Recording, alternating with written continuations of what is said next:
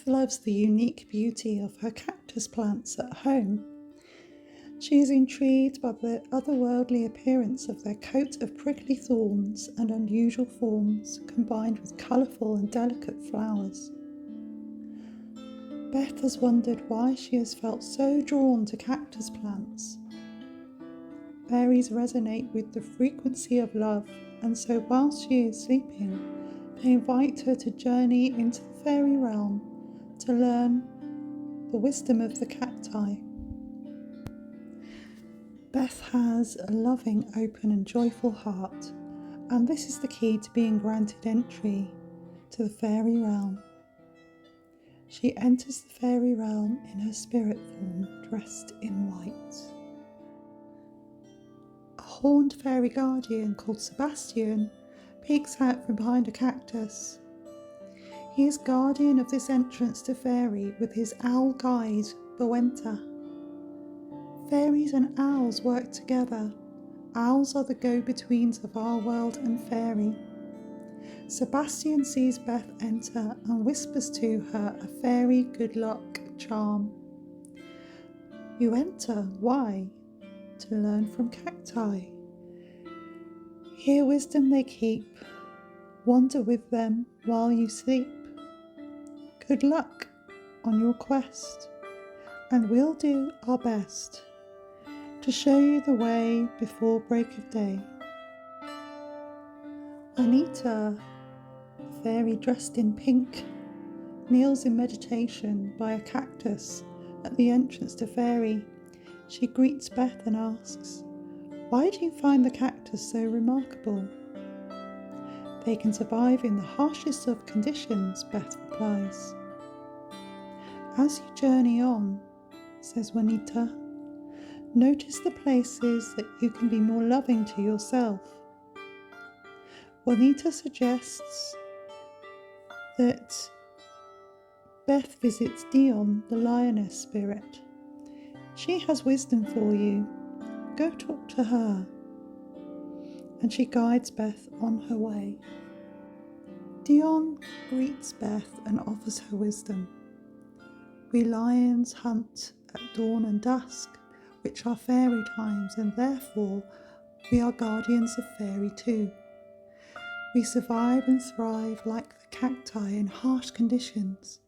We are powerful hunters, capable of overcoming tough obstacles. However, the cacti thrive in a way that pushes abundance, where you may believe that none exists. For they're filled with water, where it appears water is so lacking. Beth realised that she had just been getting by in life for so long, with low expectations in all areas of her life.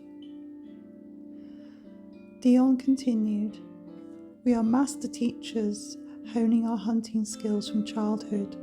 Still, the cactus is a greater teacher, for they show that life is abundant, that we can have more than we expect, especially to fulfill our emotional needs." Beth said, "I have been so unfulfilled emotionally. Now I see that the cactus is teaching me that I can resource myself abundantly and that I need not seek that in others." "There is great truth in what you have understood," said Dion. "And we lions stand for truth, for we are direct and difficult to contain like the truth when it becomes free and wild. How you use it is your choice, to attack or to defend. I will leave this with you to ponder as you travel on." Beth thanked Dion and climbed up to the high place above to get a better view of the cactus realm, so she could find her way. Alberto, the cactus gnome, was sat on the high place in contemplation, whilst Fliss, a cactus fairy, was flitting around, singing to the cactus flowers and sprinkling them with love. Fliss tells Beth, "Cactus flowers appear so delicate, yet they can endure and thrive in harsh conditions and have healing properties. They are protective and emanate unconditional love. By singing to them, I'm raising their loving light so that it can reach into the human world. Beth realised that she had to care more for herself and show herself more love, like the cactus flower. She had been taking herself for granted and talking to herself harshly whilst experiencing life challenges. I need to sing to myself with love, she said. Beth thanked Fliss and Alberto and wandered on to meet Pan, the horned fairy god of nature. Pan was knelt, lovingly caressing a melon cactus. Look, the cactus has horns like me. Do you think my horns to be scary? He asked Beth. They look rather sharp, said Beth nervously, and I've been told not to trust creatures with horns, as they are said to be evil. Pan laughed heartily. My horns are my protection from you humans, and those who would destroy my wild green nature places, he roared. Just like the cactus's prickles protect it from being eaten and its water reserves drained. Think about your personal boundaries, Beth. Could they be stronger so that you would thrive rather than merely survive? Beth thought about all she had given away to others in time and energy, even acquiescing to the demands of her partner, leaving her feeling drained and unwell. While it's good to share what we have, Pan continued, it's also important to protect ourselves. Be more loving of yourself, Beth, and strengthen your personal boundaries like the cactus and its thorns. I promise that I will honour my boundaries and love myself more, Beth replied. Just then, Sheena, a wise healing fairy, approached Pan and bowed her head in veneration to the cactus. Sheena gave Beth a fairy healing potion from the pulp and juice of the melon cactus. This will help you to be true to yourself and to travel to Faerie any time you wish. Go now to the sacred mushroom fairy hill. Snuggles the teddy bear of love will show you the way. Beth thanked Pan and Sheena and travelled up the path to the foot of the hill. A fairy house floated by and an island in the sunrise-sunset sky. For there isn't any up and down or left and right in Faerie. There is sky in the land and land in the sky. Everything is everywhere, all at once. Snuggles, the teddy bear of love, was sat on the side of the hill. He greeted Beth with a big warm furry cuddle. I haven't cuddled a teddy bear since I was a small child, she told Snuggles. Snuggles replied, It is important to love and cuddle teddy bears, for we pass your love on to the fairies, and it also makes teddies happy. Flo, the pink fairy, flew over Beth, sparkling love over the landscape with her wand. This way, she called to Beth. Beth had a goodbye fairy cuddle with Snuggles and walked up the hill, following the trail of Flo's pink sparkles. Halfway up the hill there was a fairy ring of giant fly agaric mushrooms. Pee-wee the pixie and Fingal, a mushroom fairy, greeted Beth and told her that this was a sacred fairy place and that she could step into the ring to make a wish. As Beth stepped into the ring, she heard voices softly chanting all around her.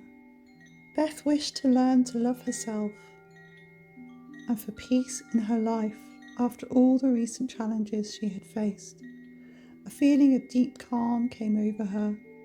She lay in the middle of the ring and looked up to the top of the hill and noticed a procession of fairies who were weaving in and out of a stone circle. Beth realised that this was where the chanting was emanating from.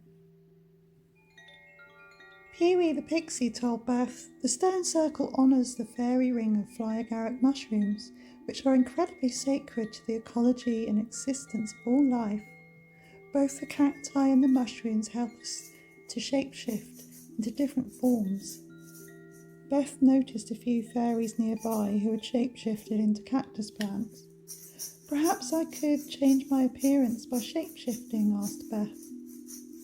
"We fairies shapeshift into other forms so that we can inhabit your realm in disguise and to experience how it feels to be that plant or animal. This is not something we do for fun, but so that we can help and heal nature. Neither is it because we are unhappy with our appearance." "Go and see the cactus flower fairies," Faerie replied. Magenta, the cactus flower fairy, was sat dreaming amongst the cacti. While other flower fairies sent their dreams to the cacti too, Magenta said to Beth, "The cacti are beautiful and also unusual. If you are feeling insecure about your appearance, then think of the cactus, for it is telling you that all things are beautiful, regardless of convention." Angelina, another cactus flower fairy, told Beth that she and the other flower fairies, Wise Wendy and Lula, were using love energies between them and the cacti to shapeshift into a cactus flower. "We just change form when we want to. It's time for you to experience being a cactus plant by honouring your own unique beauty.